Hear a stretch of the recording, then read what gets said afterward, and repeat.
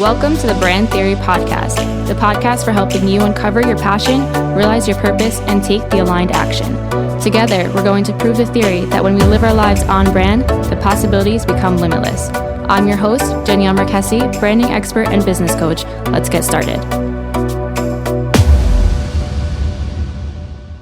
Welcome back to another episode of the Brand Theory Podcast. Today, I'm excited to welcome back the first ever guest I had on the show, Miss Kelly DeSerio. She is a creative entrepreneur, a beauty stylist, a beauty expert. She has made some major changes in her business since we last chatted with her, and I can't wait to dive into what is involved in all of that. But today, we are taking a pause on the normal format of the show, and we are shifting to talking all about love and how we really receive and give love, and how understanding those things leads to more successful on-brand, if you will, relationships. And that could be friendships, co-working relationship, a relationship with your parent, daughter, your sibling, or a relationship with your spouse or significant other.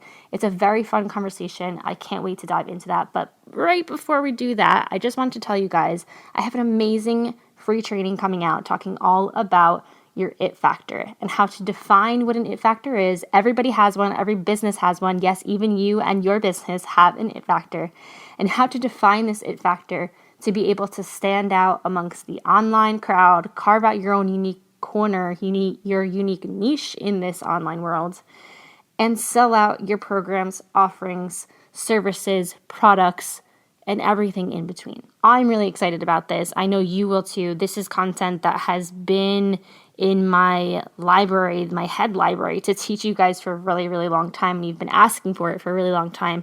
So I'm finally giving it to you, but I didn't want to rush the process. I've put some serious time and serious research into this, and I truly believe that this is, if used right, this is the key to really seeing that success, that next level success that you want in your business. Of course, you need to have those other strategies in place, such as email marketing, if that's something that you want to do, or social media marketing, or obviously have systems set up in our business. But this is what I want us to put our focus on, because this is the leader. This it factor, again, that'll be explained in the training if you don't realize what an it factor is. This is the leading thing that you need to have in place first in order for everything else to work. So head over to the link below, get yourself on that list, binge the content, and let me know if you have any questions. Moving on, let's get to this week's episode. Welcome back to the show, Kelly. I'm so excited to have you. You were my first guest and my first re-guest of season 2. Oh, thank you. I'm so excited to be here. Good. Well, as I was explaining, there have been a lot of changes since you were last on. So catch us up on what's going on this new section of your business and kind of what you're all about now, and in addition to everything that we learned about you the first time. So I've kind of gone full force into my lifestyle and my personal branding.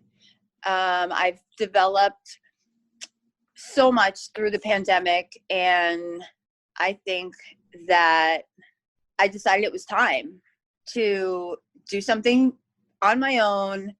And kind of, I've always been in a position of leadership, but not when it came to a physical sense.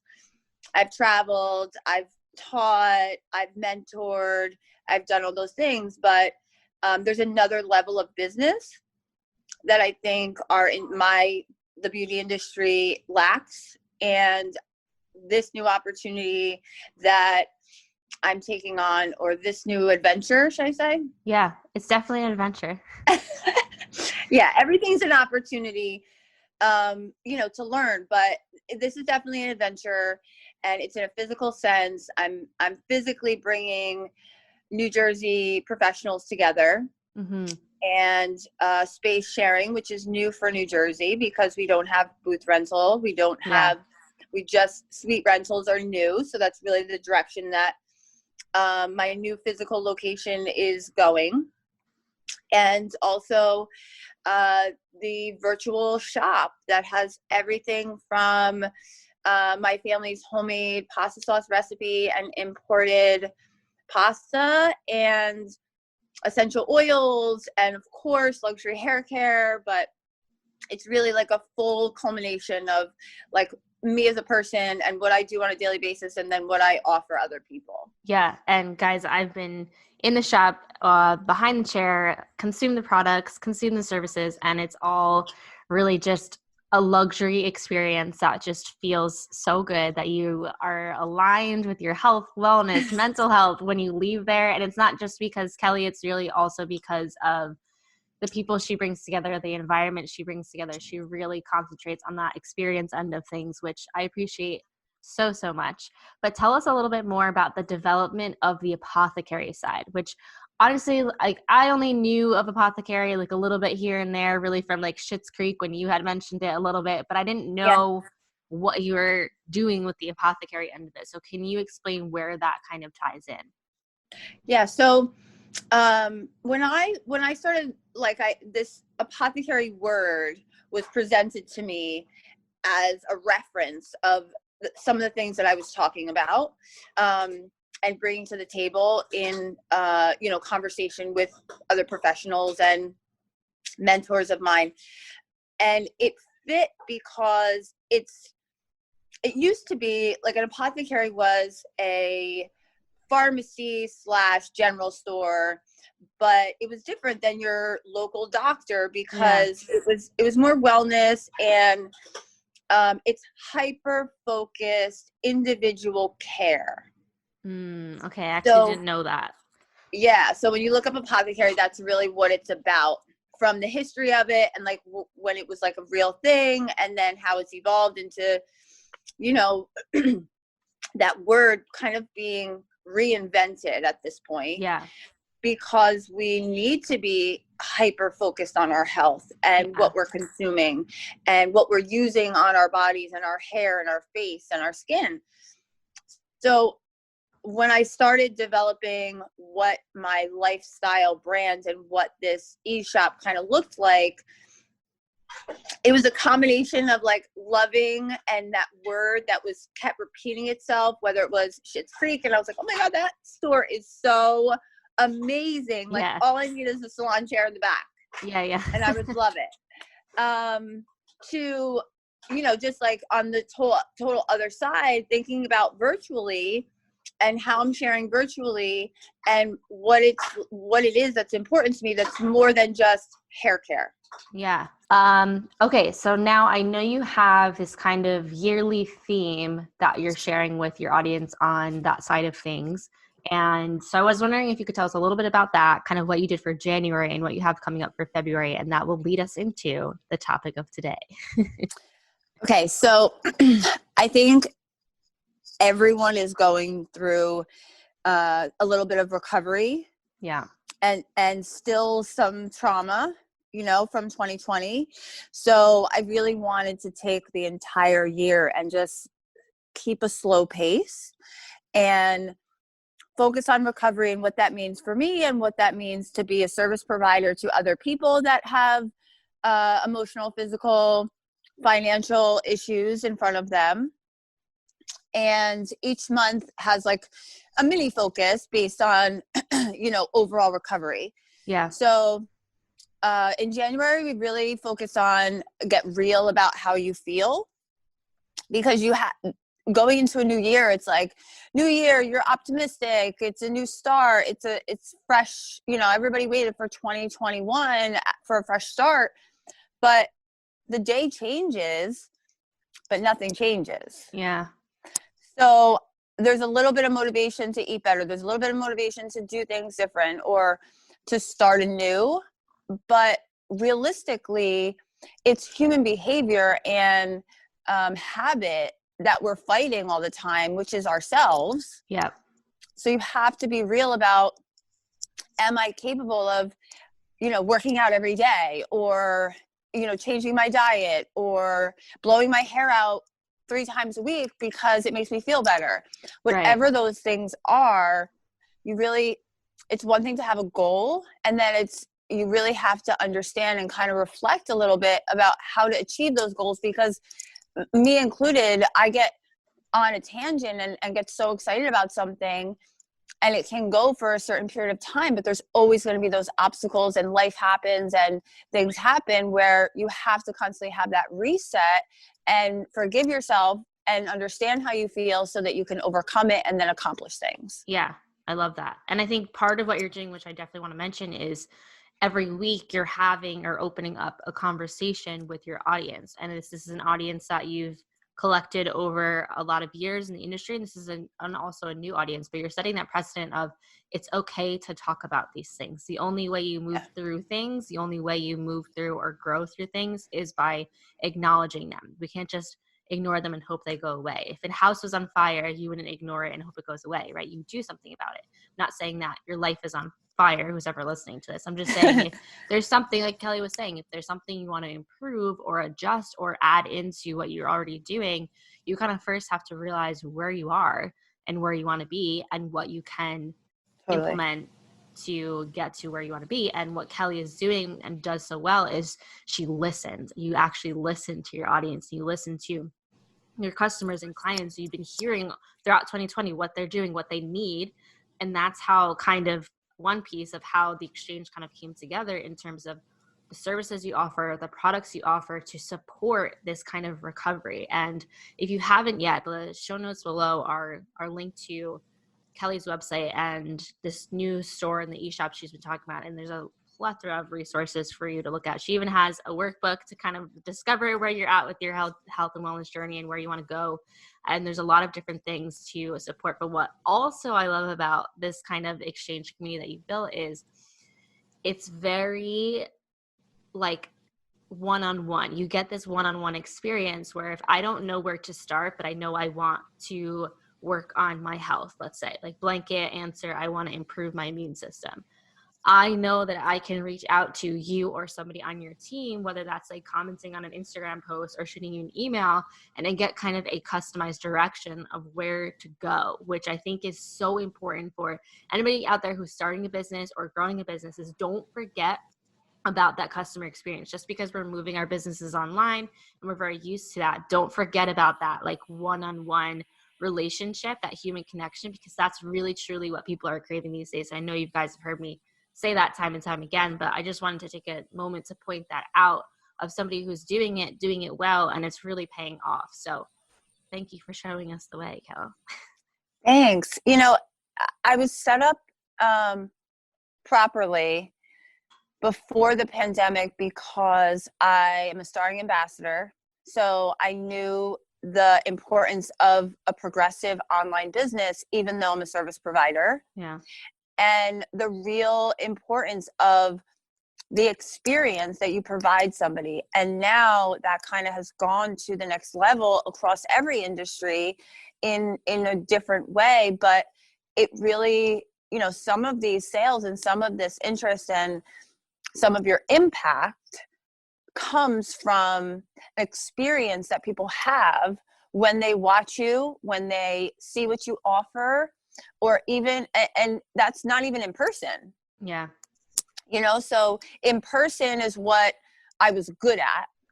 Yeah. And even on stage, you know, like educating or something of that nature. So it has been a shift, but I think the personal experience factor of the next stage of business has to be important. Yep, absolutely. And we can't ever forget that experience, human connection part of it.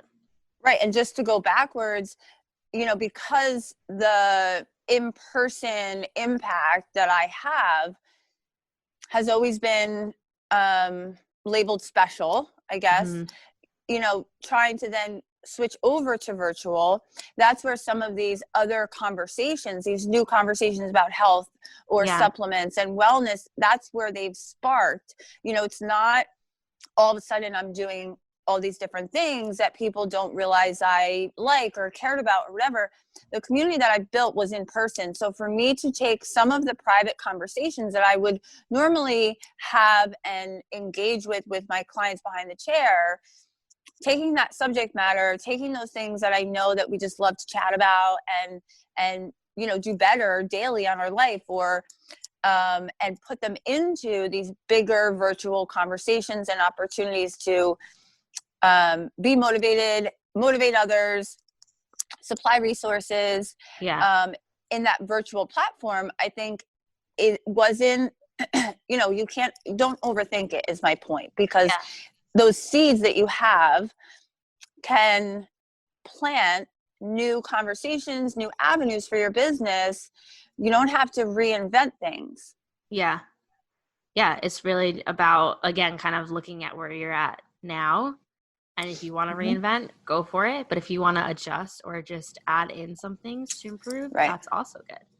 Yeah. Take what you're loving and amplify it. Yes. You know? Yes. Speaking of love, so I know, because I work very closely with you, that your theme for February is love, and it's real love. There's so many things I want to talk about with this, but I think the first thing we should kind of talk about is, and what we talked about on your account this week, is love languages and what they are, how it's kind of helped you. I'll talk about how it's helped me too, and kind of why it's important to really understand your love language. So just to put myself out there with some vulnerability, I will say that I took a test this week with everything going on.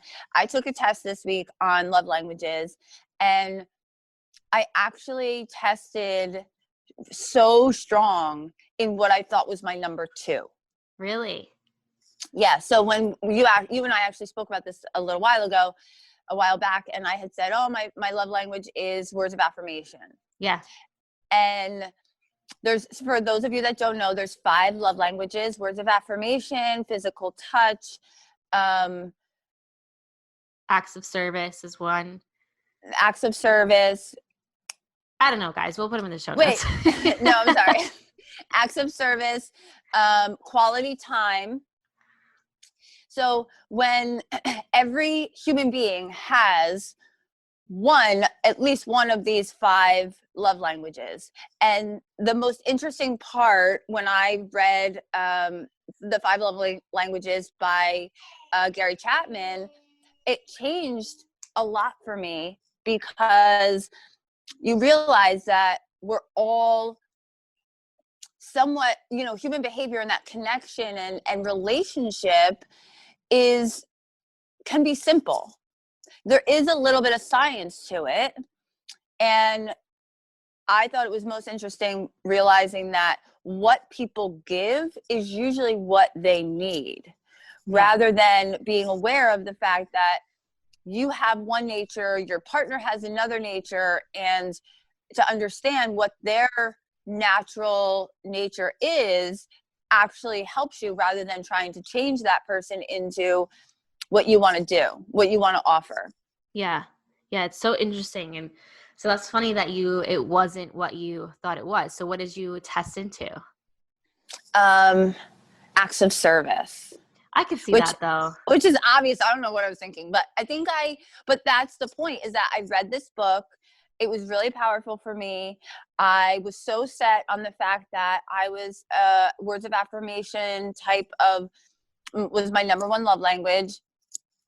And that was probably a year ago that I read this book. And, I've done other research, and I've looked into my kids, and I've looked into my husband and the other relationships. And here we are wanting to bring it to my community to say, this is a game changer, guys. Like, you're stuck in your house with your new spouse, or you're stuck in your house with your spouse of 15 years.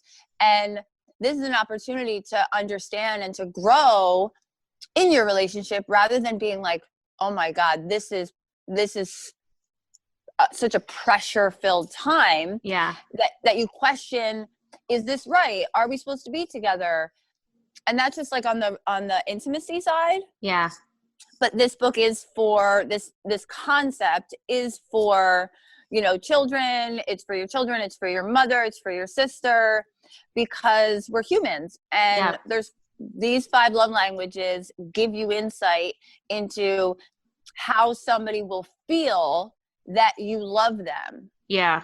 Yeah. And it's like what you have to receive to feel loved. Yeah. What you have to give to feel good, and what you have to receive to feel good. And in a lot of these things we're doing subconsciously. And going back to Kelly of her acts of service, she goes above and beyond for people that she loves. Like, for example, we're pretty good friends, I would say at this point. I left my credit card at the shop once and she drove like 40 minutes out of her way. And she said it wasn't a big deal. And I know it was. And I accepted the love because I was having like a hard day and a hard time during that period. So she drove 40 minutes out of her way on like a Friday night. It was probably freezing cold just to bring my credit card. But not only that, she brought me a gift too. Like just left it on my doorstep. Like, come on. And then here's another one. So I go to her house and there's a lot of movement in the business going on. And she had just secured a new spot, which is the new spot she'll be in now. And I was running late per usual. And I was stressed about getting there on time because we were on a time limit and blah, blah, blah. And I wanted to bring over a bottle of champagne to celebrate, to pop either now or later. And I didn't have time. I was more focused on, let me just get there and to spend the time with her because I know we're on a time limit, whatever. I get there, she's got a gift for me. Like, I can't win. Well, I do have to say, I'm either so on point or I'm completely empty-handed. Yeah. Like so maybe we just had like a little switch there because there is times, and I'll put myself out there and be vulnerable for you guys, because when you have a business and you have 3 kids and you have all these things happening, there is some times where you're like, I am on, I have this, I have that, I have it all together. And then there's some times where you're like completely hiding your head and you just can't, you can't resurface for a week or 2 weeks or whatever. So I appreciate you saying that. And I think you caught me while I was on point, I'll just say. I'm here for it.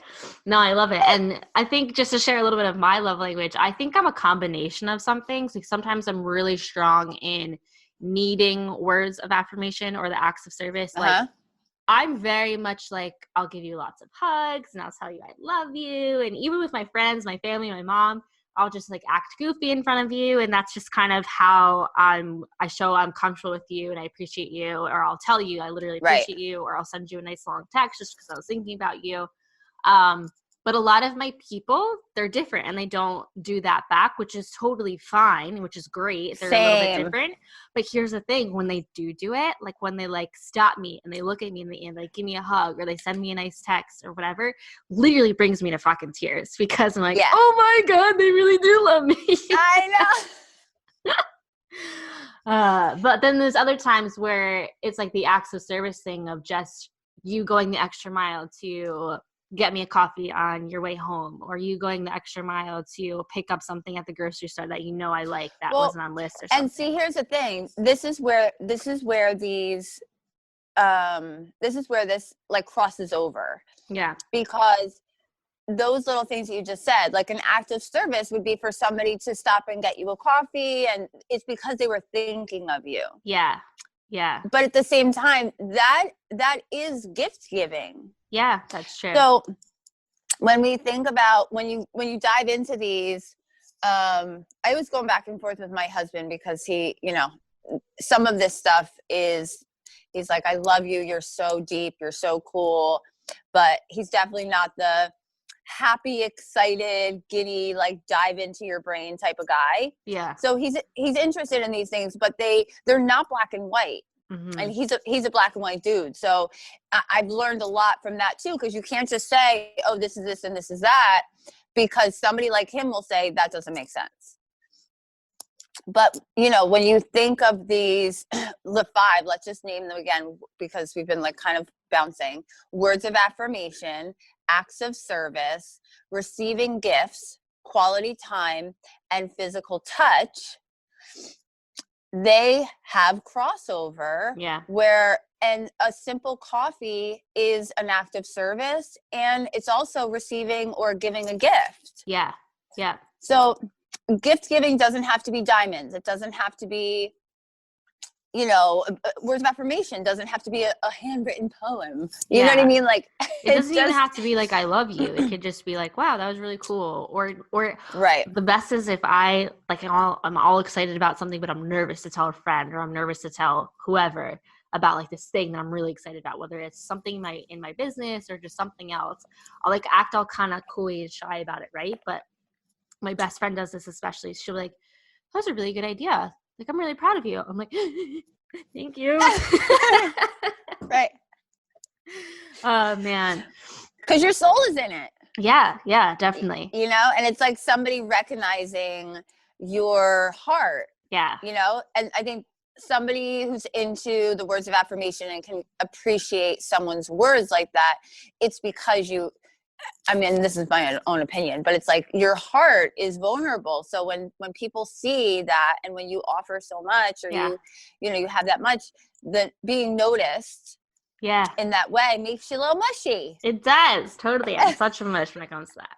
Okay, so you're talking about your husband a little bit. So this is definitely something I wanted to talk about.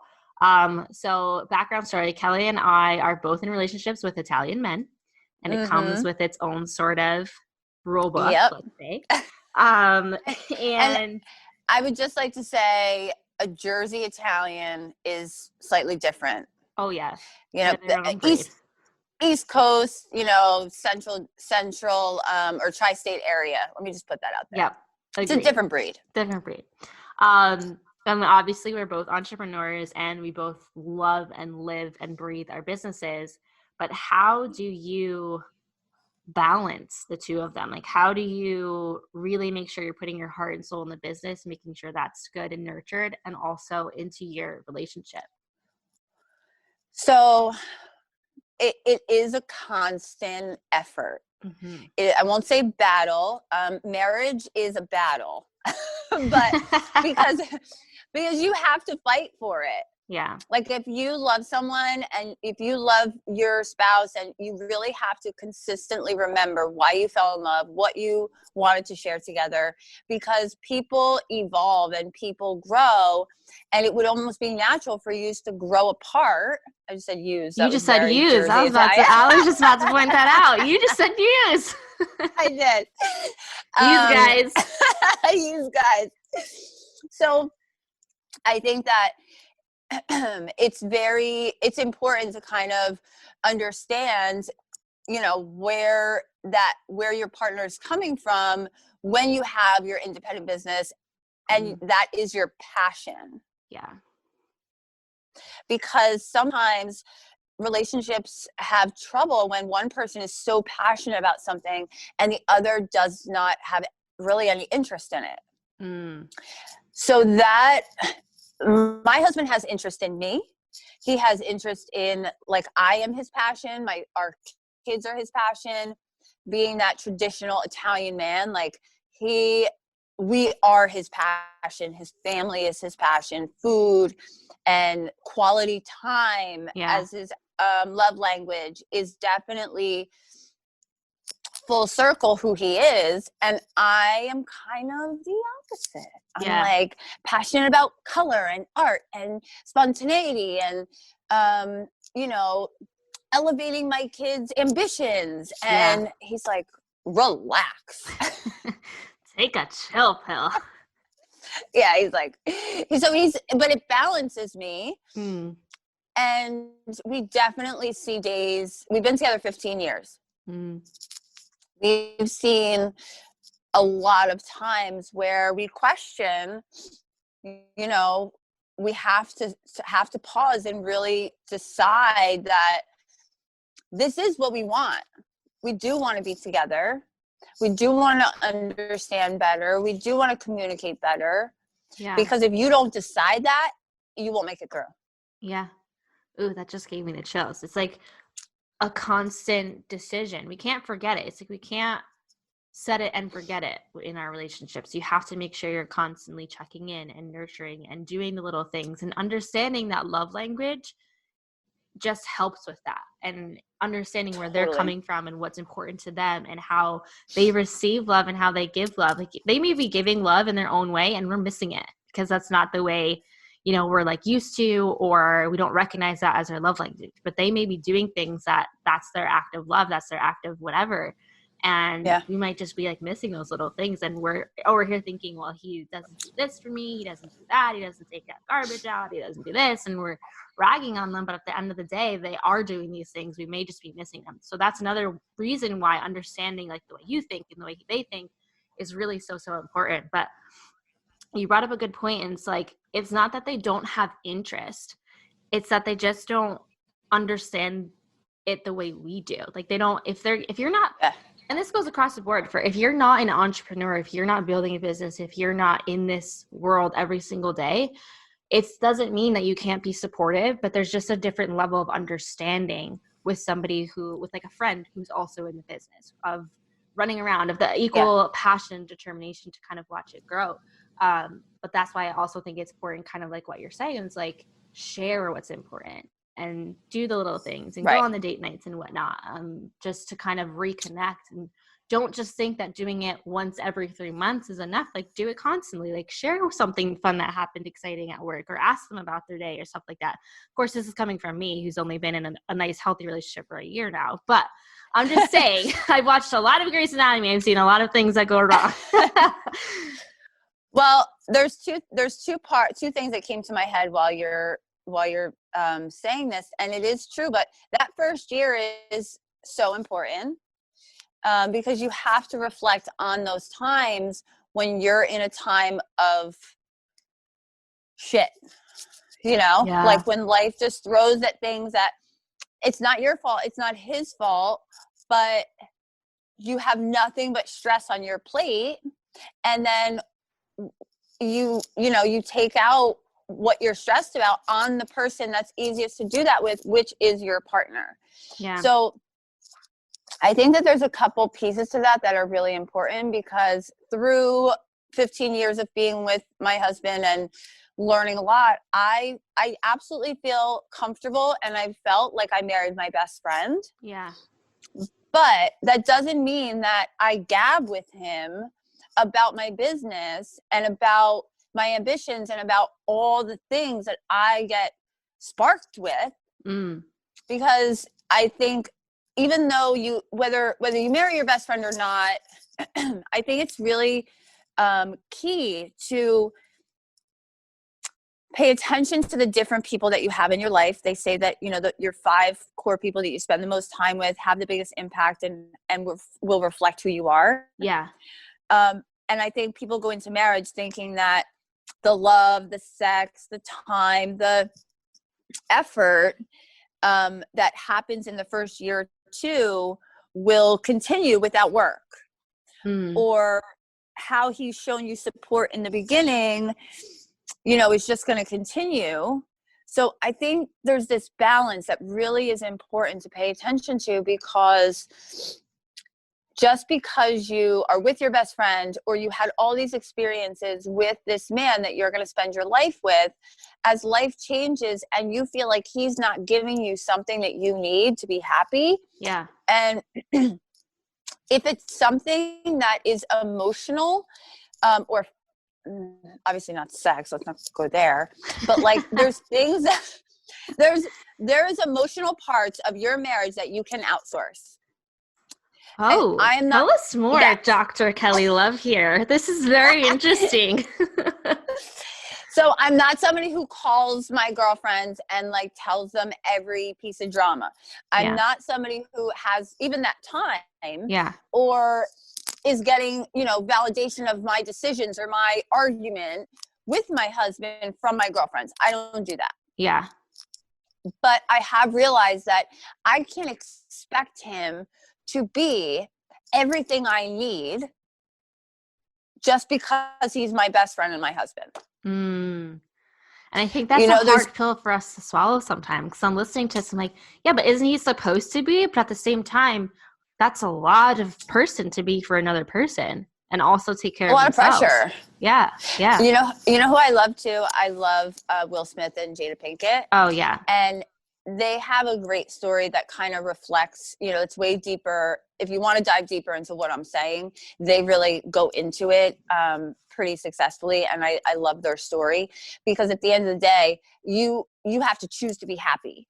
Mm-hmm. Your happiness is your choice. And obviously there's a lot of aspects to that when it comes to a marriage and a family and all these things. But the bottom line is knowing things about your spouse's nature and their ability to feel loved by you is super important. And then on the other hand, to know that I'm happy because I'm happy. And I have to decide to be that way. I can't live expecting this person, this mother, husband, sister, girlfriend, to be my source of happiness all the time. Yeah. I have to have my own love tank, my own sources. So this way I can come to the relationship full and excited. And if my spouse is not full and excited, I could put up with his shit. But at the same time, bring maybe something that I'm like, does he deserve to be smooched and hugged and loved right now? No, he aggravated the shit out of me. Yeah. But I'm happy enough and comfortable enough with myself to know that I'm a happy person. You're not going to change that I'm a happy person. Right. So if you get on my train and we'll make you happy. Right. Or I'll go out to dinner tonight. Right. Gosh, that's so true. Like and that kind of brings me to the next point is when you're practicing like the self-love and the self-care, you're able to pull in more of that balance that they need when they're having a hard day. And hopefully they do the same for you, right? But I think us entrepreneurs are on a lifelong journey of self-care, self-love, development, and whatnot, personal development. So you might just be a little bit more aware of it and aware of like, okay, I'm gonna go take a bath while you figure out that shit out. And then when I come back, I'll be ready to give you some love. You know what I mean? Yeah. Like, it's just about making sure too that yes, we want to give and receive all the love, but we also have to give and receive the love for ourselves. So when you say that we can outsource pieces of a relationship, that's a form of self-love. That's making sure you're filling up your cup before you're trying to fill someone else's cup. And that's true in relationship, friendships, mother-daughter relationships, and anything in between, client relationships too. We have to, it's so important to make sure that we're taking care of ourselves first. And it's a hard concept. It's definitely a hard concept. And there's different ways that I've heard this, but it keeps repeating lately. And there's no right or wrong. There's perspective or perception. Or there's no true or false, there's perspective. So however you want to say the black and the white and perceiving, a shade of gray or however you want to, speak that it's the truth that if you allow your spouse, your children, your friends to have their perspective, it's calming, it's reassuring, it builds confidence because you don't have to feel the same way as everybody or your spouse but to understand and allow other people to have a perspective in a marriage relationship anyway, I will say it's important. It's a special thing because you can move on. Even though it's okay to know that you're right. Oh, gosh. Like, let's be honest, ladies, okay? I'm just going to say that it's okay to know you're right, but to know that they don't know that you're right. Yeah. That is a you problem, not a me problem. Yes. So, and we can sit here and make it their idea and plant the seeds and do all those things. Just make sure that you know and you're strong in that confidence that you are right. Don't forget it. And it's okay to surrender the win. Yeah. In your household. Yeah. Because from a woman's perspective, I will say that I think men need the win. They need some of their manhood. They need respect. They need to feel important. So we're dominant. Women are dominant. Yeah. We're out, so it's okay to know that you're right and whatever, but okay, bro, whatever you want to say. Do you think that's an Italian thing? Or do you like that mindset of needing the win? I think we need to poll it. I think that's a serious poll because I don't know. We're definitely on the same page and it's relevant to Italian nature. Yeah. And we're Italian too, guys. We're not ragging on Italians. We're just right. No, we are. Absolutely. but I think men in general, like there's manly nature and there's female nature, and men, I think, enjoy some level of dominance or respect. Oh wait, Yeah. this is a really good. Let me say it right. Women. We might have to come back. We might have to post this. Okay. But women feel loved with attention. Men feel loved with respect. Yeah. And so go ahead. It's a generalization, right? And I think I'm missing a word or two, but it's a generalization, but it's about a female and a male nature. Yeah. And something I actually told Joe the other day or a couple months ago or something is I really hadn't been in a long-term relationship like this in forever. It was like a bunch of couple months here and there or whatever. And I was always very much strong mindset of I'm not sacrificing anything in a relationship. This is who I am. Either you like it or you don't. Like you can clean up after yourself. I'm not your mama type of deal. Like I'm not for that bullshit. Yeah. So I'll come over, I'll clean his kitchen if he makes me a meal, or I'll clean up around the house, I'll vacuum for him if I notice it, or just like do those little things, right? And it's almost like a weird natural instinct that I had that I wasn't expecting to kind of develop. But at the end of the day, I looked at him and I was like, you know what? I like actually enjoy taking care of you and your house and whatnot. Like it's not my house right now, right? It's totally his house. Yeah. I just come visit, you know? Yeah. But it's just this weird, like, I know that he feels comfortable and that he likes that. And he did not ask me to do it. It was kind of just, it just kind of happened. And now it's an even flow type of deal of what's expected in the household on both ends. I'm not saying expected in a male role and a female role. I'm talking expected in a relationship. Well, right. You know what I mean? But it's almost like nice to be needed in a sense of taking care of somebody else, which I didn't think that I would needed that or wanted that in a relationship. But it's been a good experience to recognize and that about myself. And maybe that's a better way to say it, because, for me, it's like that I've dove so deep into the male-female role because I had kids before all my friends. I've been married 15 years longer. So trying to figure out how a man's brain works in comparison to a woman is my investment. Like I've spent time there. Yeah. But it is true where when you have a successful relationship, there has to be that common care, that common responsibility, that respect, but it's not always equal. Yeah. There's always somebody that takes a more dominant role here, or we usually say, I'll lead on this. I like that. Right? And sometimes we still fight about it and we're like, well, no, because whatever. But like there's these words and these routines that you kind of need to develop, because you have to step up and then have to know when to step back. Yeah, totally. Otherwise, somebody's tank will never be filled, and eventually they will outsource the wrong type of things and then think and feel that what they really need is to not be in that relationship anymore. Ooh, that's true.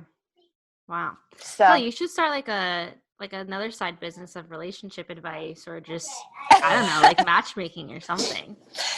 So I am excited to kind of get into what's coming with more vlogging, I should say, and YouTube and stuff, because these conversations and these like relationships and children and all these things that are my lifestyle and my real life are so exciting to share. So I think that's definitely something that you'll see in the future, is a little bit more of like this real life conversation. I mean, I have a daughter that's about to go to college and she drives. Like, it's wild.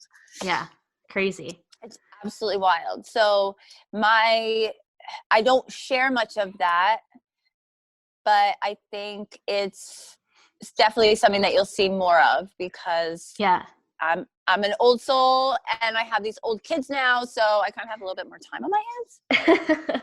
Well, it's also good, is what I was going to say, is it's good to kind of see the system, I guess, or like the success and the ups and downs from people who have been through all of this before. Like, I'm in a fresh relationship and I want to get married and have kids someday, and I want to continue growing the business and whatnot, and to be friends with somebody and to work with somebody closely and be in somebody's network who has done it and has done it successfully is inspiring to the rest of us. Aw, thanks. You're welcome. Yeah, I don't. People are always like, "How do you do it? 3 kids? Who's with your kids? Where's this? Where?" And I don't really know the answers. I just know that when you're put in the situation, you rise. You have to rise to the occasion and do the best you can. Yeah. Yeah. And I have high standards for myself, my business, my talent, and those expectations, and they filter down into my family life and with my kids. So sometimes I bring that OCD back to home, but I think it's important to kind of really dive into this stuff. If you are an entrepreneur and you're young and also want to have a family and want to have it all, it's possible. And you have to follow your heart, but just remember that these kids are the kids of tomorrow, and they are totally watching what we do. And, you know, leading by example is the best advice I can give anybody who is in a leadership position or just a stay-at-home mom who's trying to deal with her kids and maybe start a side hustle. You know, do what you do with intention and do it well. And that will be your success, because your children will grow and you'll see how they're successful. So if nothing else, your efforts don't go to waste. Well, then, I feel like that's a perfect place to kind of wrap it up here. That was so great. Any last words of advice for just kind of curating real love, whether that's for ourselves or in our business or relationships or whatnot, before we say goodbye? I'm a big advocate for check-ins and for alarms. I have a ton of alarms in my phone. We have the workbook available to do kind of a new year check-in on yourself, how you're feeling today, what you want to create for tomorrow. And I think all of that or none of that, one simple alarm every 2 weeks has been powerful for people that I've recommended it to, because you set that alarm to check in on yourself. It's a choice you make to check in on yourself. Yep. If you can't make time for that alarm check-in, if you can't make time to, you know, sit down and say, how am I feeling? Why can't I get this together? Or why can't I finish that? Or I missed 3 of my self-care appointments this month. Yeah. You know, the only person you have to be upset with is yourself. Right. Amen. So those personal alarms are major game changers. Yeah. Yeah. Do it. So you do one in 2 weeks, or do you have a daily one too that you have? Okay. So literally I have like 15 alarms every day. I do. And they change all the time, but I have alarms that prompt me to make sure that my kids are on their schedules. I have my own personal alarms, and then I have my work alarms that set boundaries for, you know, my different task work inside my business. So, you know, that I'm like next level, but simple. It's a form of self-love, guys. Yeah, keep it simple. You know, something that you keep saying you're going to do or wanted to make time for. Put the alarm in your phone, because if nothing else, you missed that alarm twice, you're going to feel guilty that you're not doing it for yourself. And that's what's most important, is feeding your own love tank and taking care of yourself, so then you can fuel and take care of others. Amen, sister. Woo woo. This was great. Thank you so much for coming on again. You're probably going to be a frequent flyer. You're welcome. I liked this. This was just like a casual conversation. 2 friends talking about some real love, which is so perfect for the month of February. So guys, if you have any questions for us or want to share your love language or whatnot, all of Kelly's info is in the show notes. You can feel free to reach out to me too. And make sure you love yourself today, guys.